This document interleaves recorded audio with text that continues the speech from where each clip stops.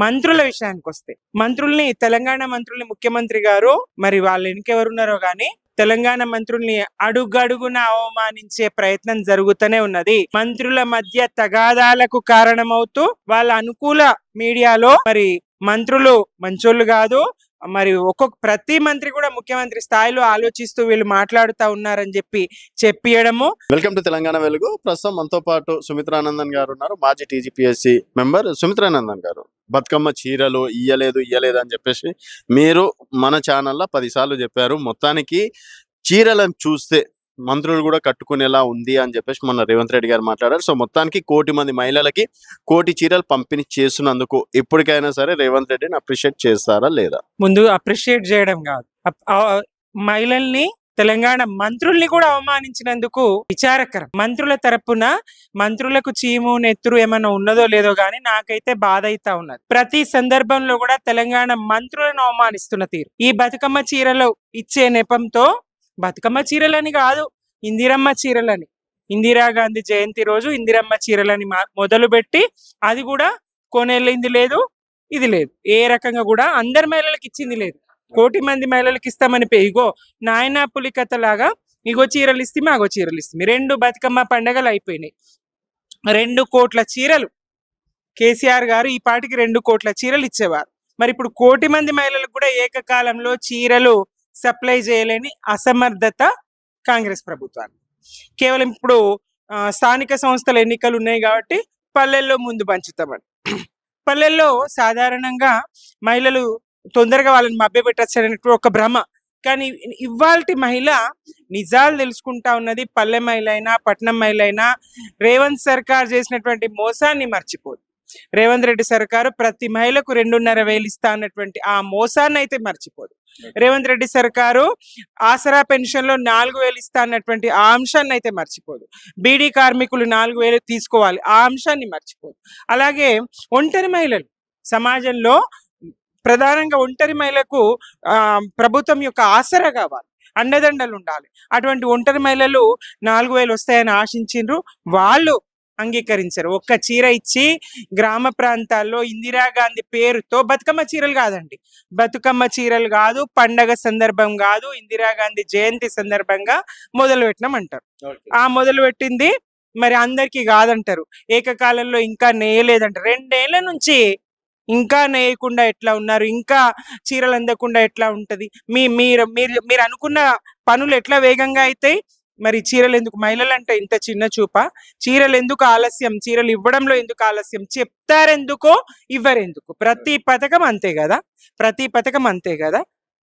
మంత్రుల విషయానికి వస్తే మంత్రుల్ని తెలంగాణ మంత్రుల్ని ముఖ్యమంత్రి గారు మరి వాళ్ళు ఇంకెవరున్నారో గాని తెలంగాణ మంత్రుల్ని అడుగడుగున అవమానించే ప్రయత్నం జరుగుతూనే ఉన్నది.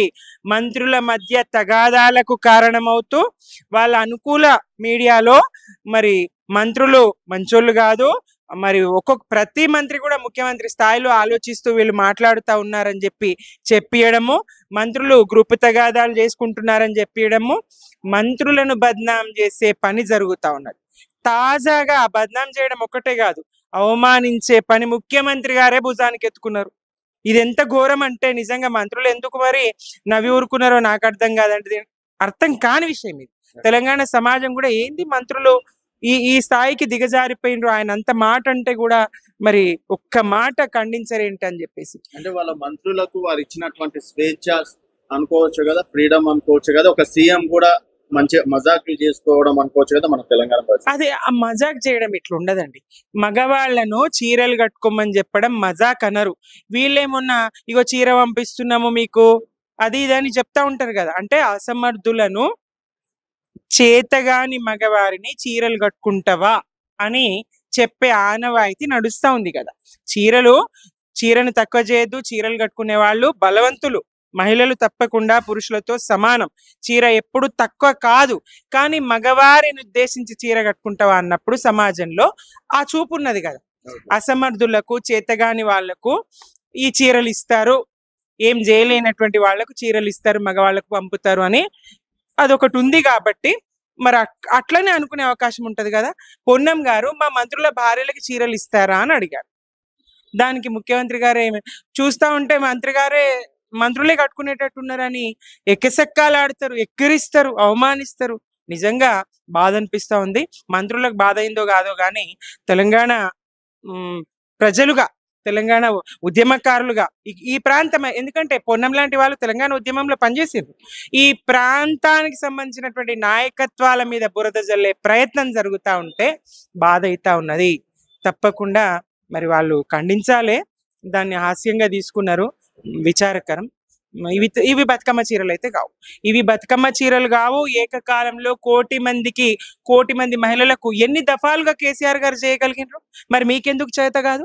కేసీఆర్ గారు ఎన్ని దఫాలుగా కోటి చీరలు ఏకకాలంలో సప్లై చేయగలిగారు. బతుకమ్మ పండుగ కంటే బతుకమ్మ పండుగకి ఇవ్వగలిగారు, రంజాన్ కి తోఫాలు ఇవ్వగలిగారు, క్రిస్టమస్ కి గిఫ్ట్లు ఇవ్వగలిగారు. మరి వీళ్ళకు గిఫ్ట్లు చేత కాదు, క్రిస్మస్ గిఫ్ట్లు ఇవ్వలేరు. 2 క్రిస్మస్లు పోయినాయి. ఈ డిసెంబర్ వస్తే 3 క్రిస్మస్లు పోతాయి. రంజాన్ తోఫాలు దిక్కులేదు కాంగ్రెస్ ప్రభుత్వంలో, బతుకమ్మ చీరలు దిక్కులేదు. ఇస్తామన్న ఒక్కటే ఇందిరమ్మ చీర, ఆ ఇందిరమ్మ చీర కూడా ఇక ఇంతవరకు అందలేదు.